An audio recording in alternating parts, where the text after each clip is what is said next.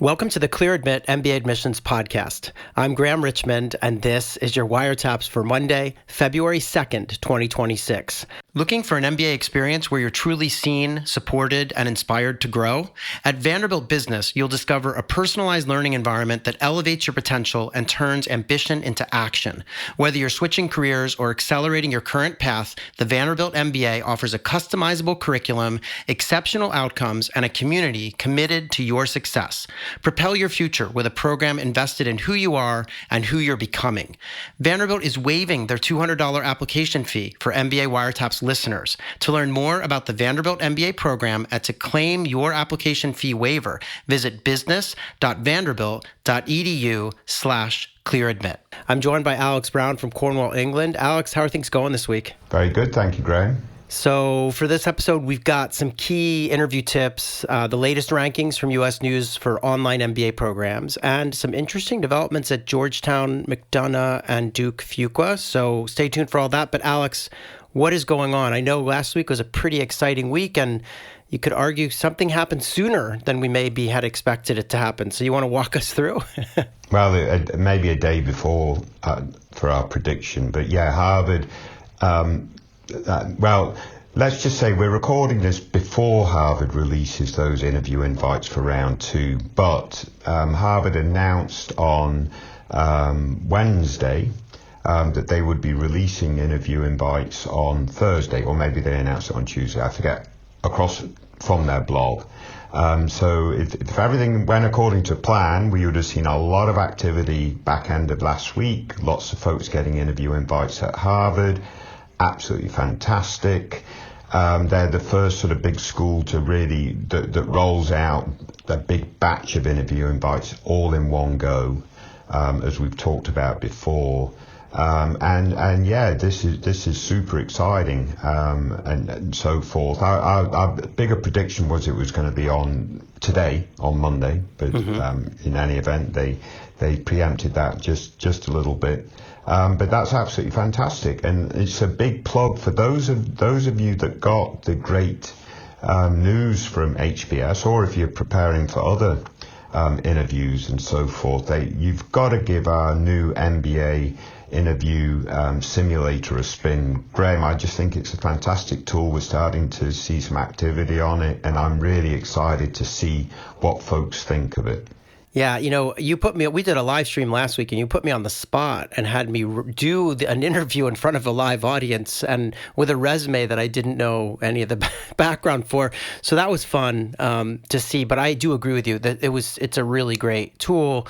And we've seen some quips out there mostly from admissions consultants who maybe are unhappy about this existing, but, it's going to ask me the same questions, or, this school starts this way, this school starts that. But the truth is that when you're prepping for an interview, you got to know how to answer all the questions, and you don't know exactly the order that those questions are going to come in. And so this is just a practice thing. It's a mock interview. You upload your resume, and I think it's fantastic. And yeah, thanks to you for all the work that you and everyone else on the team put into this. Has been a lot of fun bringing this to life and right in time as people need to prep for their interviews. Yeah, best of luck, everyone. I mean, if you've got the interview invite at Harvard, that is absolutely fantastic. They do take the deepest cut. Yes. From application to interview. So right now, if you've got the interview invite, you're probably around 50% shot at getting a seat at Harvard. Yeah. I forget the actual number, but this is really exciting for those folks. And if you weren't successful in getting the interview invite, because they do take that deep cut, all is not lost. You may still hear from Stanford in a positive way. Wharton's down the road, coming up in a couple more weeks, et cetera, et cetera. So best of luck, everyone that's sort of facing those decisions. Yeah, absolutely. And I hear that your odds are more like 75% if you use our MBA interview simulator. So I'm just kidding. And by the way, it's free. I'm not trying to sell something. Yeah. We don't really sell anything. All right. One other thing I wanted to mention, and this is kind of a wacky idea that we were talking about as a team, but if anyone's interested, I would love to try this. So if you can record a voice note on your phone, which I think many people know, there's a little voice memos app on the iPhone, and I think Android has a similar app. If you record a question and just email it to info@clearadmit.com. Just email us the little MP3 or whatever audio file. We'll run it on the show and then answer the question. So let's try this. I don't know if anyone's going to do it, Alex, but I just thought it'd be kind of a fun thing to try to bring some of the voices in our community onto the show a bit more. So we'll see how that goes. In the meantime, speaking of our community, we have a bunch of events coming up. So February is a busy month for us. We've got deferred enrollment MBA events with a lot of the top schools on February 4th and 11th at noon Eastern. We're going to sit down with Carnegie Mellon, MIT, Yale, Cornell, Berkeley, Stanford, Columbia, UVA, and Wharton to talk about their deferred enrollment programs, how they work, how you apply, and some admissions tips and things. So if you're currently in college or in a master's degree that you began straight out of college, this is for you. So join us for that. And then later in the month on February 24th and 25th at noon Eastern as well, we're going to sit down with Masters in Management programs. So these are, again, for college students, for young professionals, maybe with less than 2 years of experience. You can look at these kinds of programs. We're going to sit down with Carnegie Mellon, Chicago Booth, Johns Hopkins, Emory, INSEAD, who else on the list? Georgetown, Michigan, and UNC Kenan-Flagler, and UC Irvine out in California. So lots of Masters in Management schools in the U.S. and abroad joining us for that. It should be fun, Alex. And I know we're also, we'll get word out in a week or so, but we're going to do another Ask Me Anything on our YouTube live stream late February. But we need to, we announced the date during the last live stream, but we're going to have to change that because we have a conflict. But we'll come back very soon with a date for that and make sure everyone's aware. So I'm looking forward to that too. Very good. Yeah, busy February. Alex, over on the website, we did an article about the U.S. News online MBA rankings. And I look at these, I know that, mostly this show is one that focuses on kind of full-time MBA, but I think the online MBA market is kind of interesting as it's been evolving post-COVID, but also as we see, I love to see how do schools with top regular MBA programs, like full-time in-person, perform in these online rankings. And surprise, surprise, once again, Indiana Kelley, their Kelley Direct Online MBA program tops the ranking. I cannot remember the last time they weren't at the top. They just have an outstanding online MBA program. And, even the top 5 overall are pretty familiar. We've got Carnegie Mellon, and I believe Kenan-Flagler is number 3 at UNC. And then we've got Washington Foster. They've got a hybrid MBA program that laid claim to 4th place this year. And then University of Florida Online MBA occupies 5th place. I won't get too much more into it, but it was kind of interesting to note that I think 6 out of the top 10 come from U.S. programs that have a top 25 or top 25 traditional MBA program. So clearly, that seems to be helping these schools. I ask every year, where's Ross? They're in it. They are actually, they did quite well. They're in the, I believe they're in the top 10, and they are, I'm just going to tell you the exact, so here's the top 10, right? I said Indiana's first, Carnegie Mellon second, then UNC, Washington, Florida, University of Southern California, so USC was in 6th in a tie with University of Arizona. Arizona State and Kansas, University of Kansas, are tied at 8, and then you have University of Michigan at 10, tied with University of Texas, Dallas, and Oklahoma State University. All 3 of those tied for 10th. So, so Michigan's been there, although I will say they were number 6 last year. So they've fallen to number 10. But again, you do have the likes of Michigan, USC, Washington Foster, UNC, Carnegie Mellon, and Indiana all in the top 10. And these are all great full-time MBA programs too. So no surprise, I guess. Yeah. I would argue Ross is the best of the full-time, right? They're in the highest tier. Oh, of the full-time. Yes. Yeah, of full-time programs, sure. Yeah, so you would expect them to continue to be a part of the top 10 and maybe creep up, but we'll see. Yeah, there's a big, some of these programs like Indiana Kelley Direct have a long runway, they're kind of a really nice lead because they've just been doing this for so long and have such a great reputation. Other news, Alex, Georgetown announced that they are allowing people to complete their MBA program in just 1 year and their part-time MBA in just 1.5 years if they've done the Master's in Management degree that's on offer at McDonough.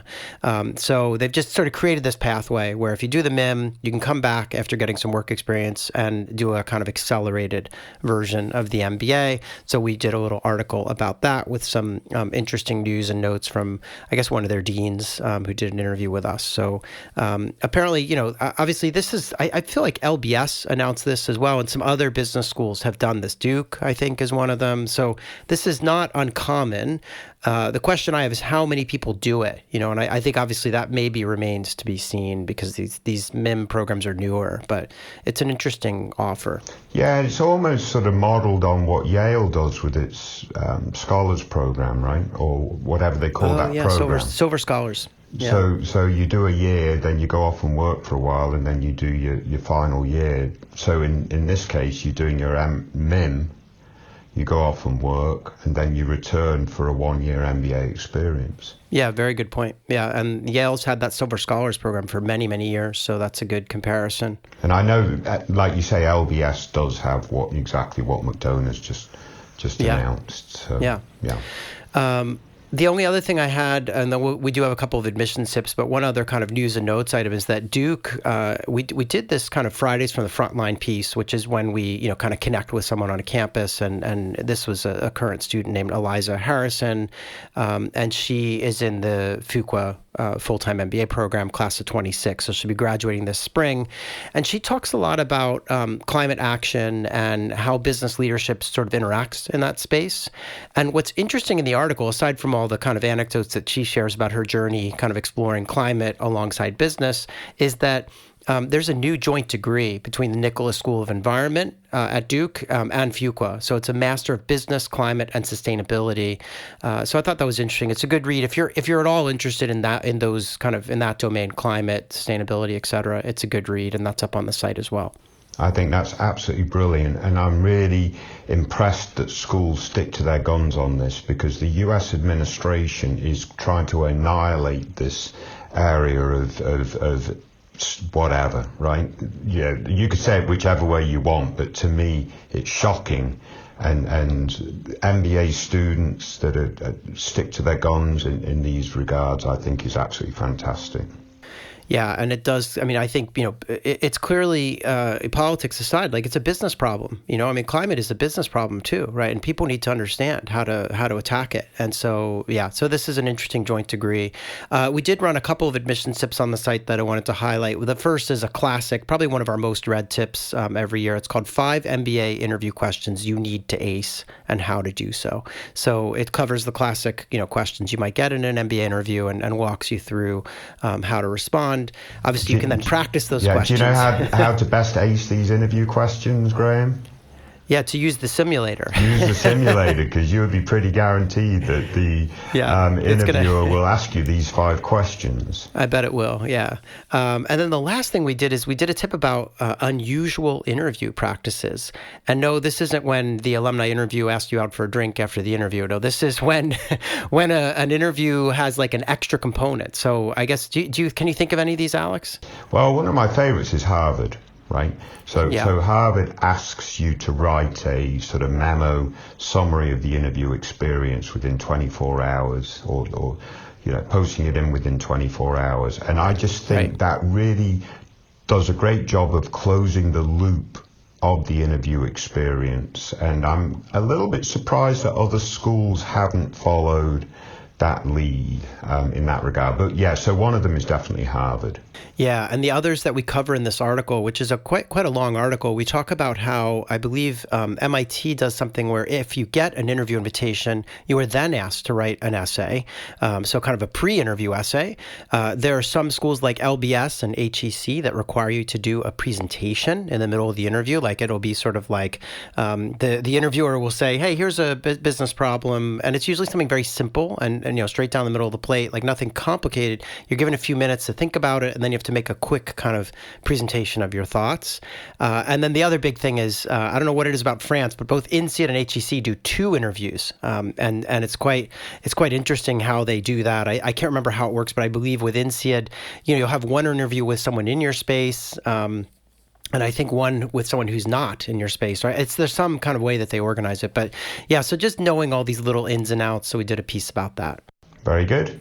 So the other thing we've got is a number of kind of bonus episodes for the show are coming up. I'm out there recording shows with various faculty and deans and things at schools, so I'm really excited, and I'll just tease it with that. Stay tuned. They're going to pop up in the feed here wherever you're listening, but stay tuned for that. I'm really excited. And obviously, if you have any questions or comments for Alex or me, you can write to us at info@clearadmit.com and use the subject line wiretaps. Alex, I don't have anything else to go over, but we do have 3 candidates to talk about this week. So should we get moving with that? Let's kick on. All right. So this is Wiretaps candidate number 1. So our first candidate this week has 6 schools on the target list, and they've actually just applied to these programs, I believe, in round 2. The schools are Columbia, Harvard, LBS, Kellogg, Wharton, and Stanford. This person's working in consulting. They're actually working at one of McKinsey, Bain, or BCG, and they are sponsored. They've been at the firm for 3 years. They've had 1 promotion, and they will be returning to the firm post-MBA. Their GRE score is 327, and their GPA from undergrad is a 3.87. They did mention that came from studying, I guess they were majored in one of the humanities with a minor in economics. They also mentioned that they're currently in PA and hoping to land in New York after business school.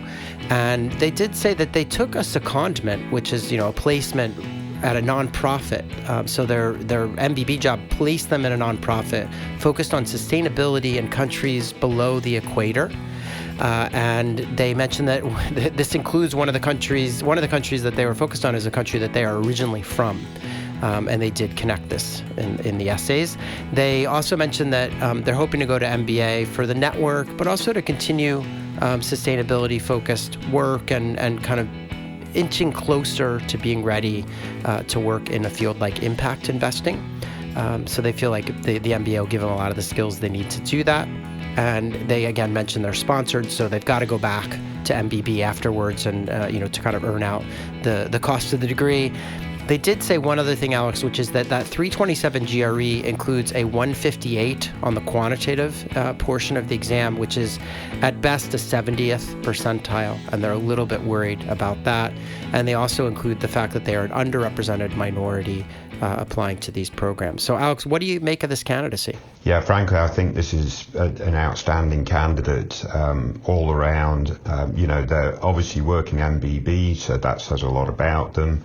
I assume on the front end, not back office, but so working as a consultant, MBB. I like that sort of plus 1 year secondment. So they, doing some interesting stuff in a non-profit focused on sustainability, kind of like the student that we were talking about at Duke, pursuing that climate stuff, etc. So I like all that. The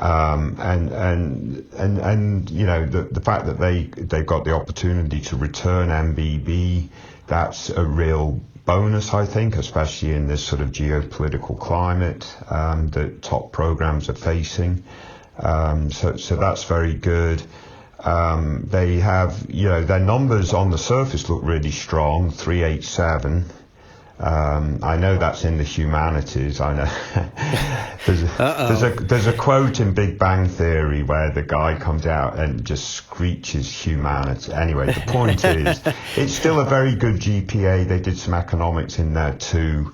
They had a minor. So forth. And clearly they performed very well because they got an opportunity to work at MBB, right? So very strong there. The slight wrinkle may be this GRE. The median GRE score is very good. So the overall GRE is 327. They'll hit the medians of the schools they're targeting. Is there a concern on the quant side? I don't really think so. I think they'll be fine. Again, they've got some economics classes in their undergrad that they can point to and probably doing quite analytical work too at MBB. If they wanted to mitigate that at all, they could easily just enroll in MBA Math now and just cruise through that just to show that they've got that self-awareness, etc. But even if they don't do that, Graham, I think this is a strong candidate, should be at least getting interview invites and hopefully using our interview simulator to prepare themselves to be very successful. Yeah, no, I expect, looking at this list of 6 schools, I would fully expect this person to get into more than one of them. Yeah. The question for me will become one of, will they get into the kind of Wharton, Stanford, Harvard group within this 6, right? Because those are the schools that are probably a little bit harder to get into.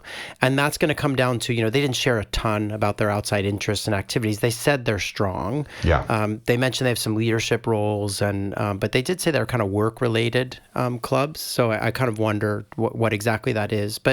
And I also don't know. They said they majored in a humanity and minored in econ. I don't know where. Did they go to JPIP State or did they go to Princeton? So some of these things. I don't think they went to JPIP State if they got a job at MBB. No, I know. I mean, to me, exactly. that's a pretty strong signal, right? Yeah. Exactly. So I suspect they're going to get into, at least several of these programs. The rubber will hit the road as to whether, when we get to sort of Harvard or Stanford or something. So we'll see how it works out. I do want to wish them the best of luck, and I agree with you. I don't think that the quant is going to derail them. GPA is very strong, minor in econ, GRE is good enough, right? So I'm not worried about that part. So I want to wish them the best of luck and thank them for sharing, and hopefully they'll keep us posted. And as you said, hopefully they get interviews and can use the simulator as they go through that process. Let's move on, though, and talk about Wiretap's candidate number 2. So our second candidate this week is an early bird. They're going to be applying next fall to start in the fall of 27. And they have 7 schools that they're currently considering. And those schools are Chicago Booth, Duke, Indiana, Michigan, Kellogg, Notre Dame, and UVA Darden. This person's been working in financial services, and they're thinking post-MBA about getting into consulting, ideally with an Accenture, Deloitte, Ernst & Young, KPMG, PwC, that sort of field. And they talk about their numbers. Let's say they gave us a 327, again, on the GRE, and a 3.38 GPA in undergrad. They've got 5 years of experience, located in the USA, and they mentioned that they are also an underrepresented minority, like our first candidate this week. They have strong extracurriculars. They said they mentor and tutor low-income students of various ages.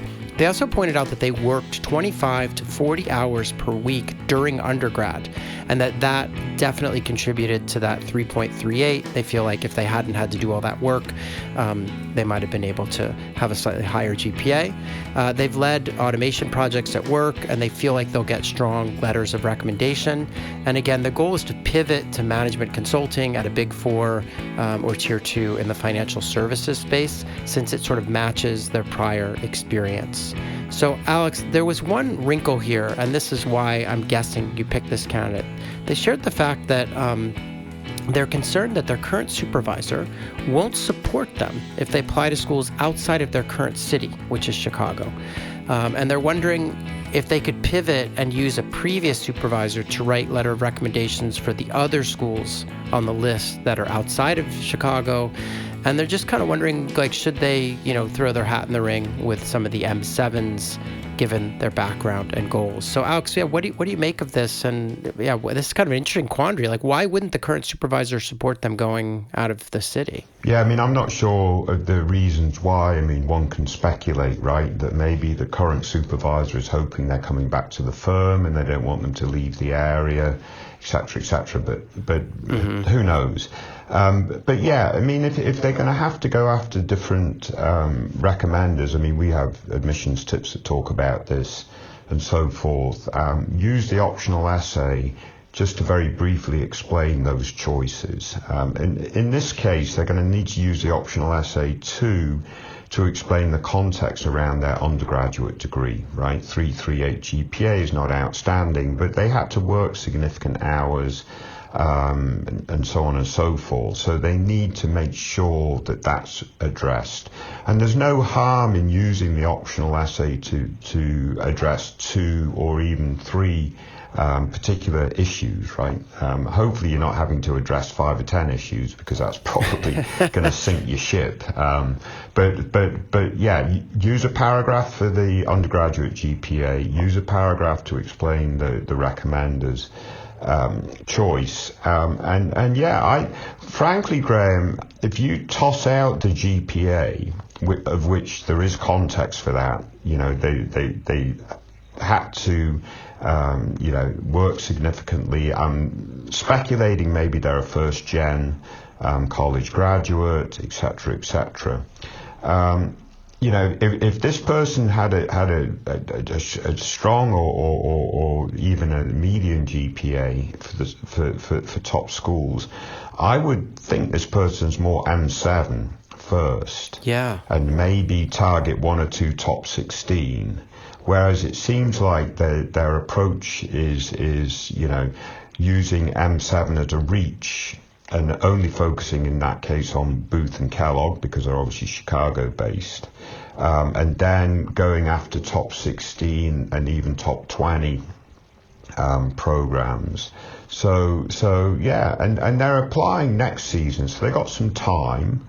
If they continue their professional development in a strong, positive way, and it seems like they're doing really well at work, they've got lots of strong extracurriculars on the mentoring and tutoring side for low-income students, which I love because clearly, I'm presuming they were a low-income student, right? So they're giving back for because of the experiences that they've had themselves.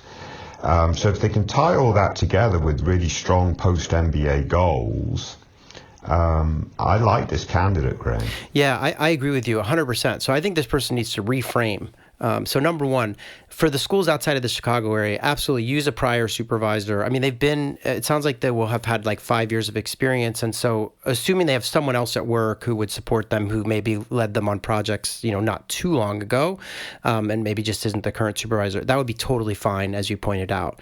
And then I agree, like they should apply to Kellogg in Chicago because that's where they're located. And those are 2 fantastic schools. Beyond that, though, I would look at this list and reframe it. I would apply to some additional M7 outside of Chicago. I mean, you recommended like Wharton and Sloan to them in the notes here. I think, that combination of finance and consulting obviously plays well to those programs. Probably Columbia as well could be one on the list. So I think they need to kind of reframe, and they probably don't need to have, they've got like Notre Dame on the list. I'm not so sure that they need that here, So I'm much more bullish on this candidacy than the candidate themselves are. The only thing I would say, if they really want to hit a home run and increase scholarship dollars, et cetera, I would recommend that they could consider, if they feel like it and feel like there's a ceiling, that they didn't hit their ceiling, I would consider sitting the GRE again and trying to go for like a massive home run, 330 plus or something, because that would balance the 3.38 entirely on the GPA side and maybe position them for some serious dollars. But I would only do that if they feel like, that was not my best day. I could probably do better.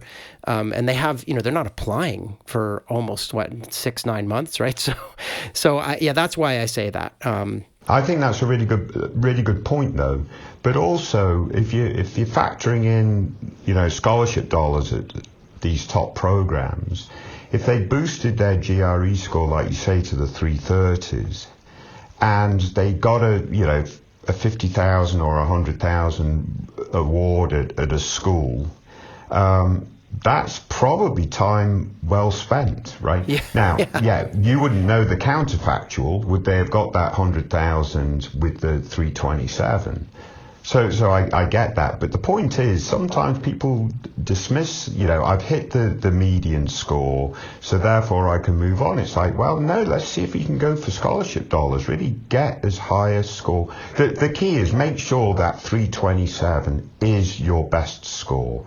You're not applying till next season. If you think there's points to be had there, have another go. Yeah, exactly. So in any event, I know we've spent a lot of time on this candidate, but I think it's an interesting case, and they have time before they apply. So there's a lot to potentially work on. And I think reframing the school set, those targets, thinking about the recs and possibly the GRE is where they should start. So best of luck to them. Thanks for sharing, and hopefully they'll keep us posted.